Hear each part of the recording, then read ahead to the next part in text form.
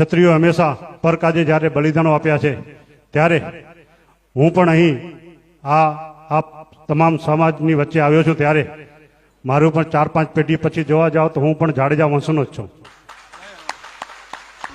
ખ્વાજા ગરવી નવાજ જે તે વખતે હિન્દુસ્તાનમાં આવ્યા હશે અને અમારી પાસે તો મરહુમ આપણા સાવતસિંહ બાપુ ઇતિહાસ પરિષદના છે, એમની સાથે ઘણી વાર્તાઓ થતી કે જામ રાવ સાહેબના એક ભાઈ હતા, રાહુજી હતા, એમાંથી અમારી ઓલાદથી રાયમાં થયા અમે.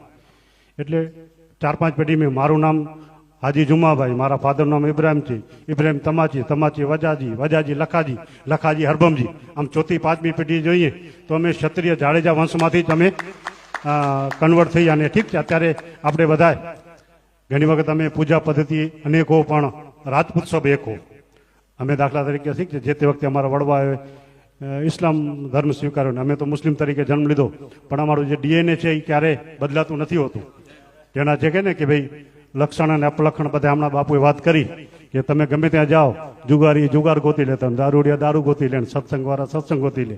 એમ આજે પણ એ લાગણી અને હૂંફ જ છે જે અમને વારંવાર તમારી વચ્ચે લઈ આવે છે. હું મારા તમામ ક્ષત્રિય ભાઈઓને પણ હંમેશા કહું છું કે જ્યારે જ્યારે ક્ષત્રિય સમાજ અને મુસ્લિમ સમાજ એકબીજાના પ્રેરક રહ્યા છે, આવી ખાલી રાયમાં ગણાતી નહીં પણ કચ્છની અનેક જ્ઞાતિઓ છે જે ક્ષત્રિય સમાજમાંથી કન્વર્ટ થઈ અને મુસ્લિમ બની છે ત્યાં કને.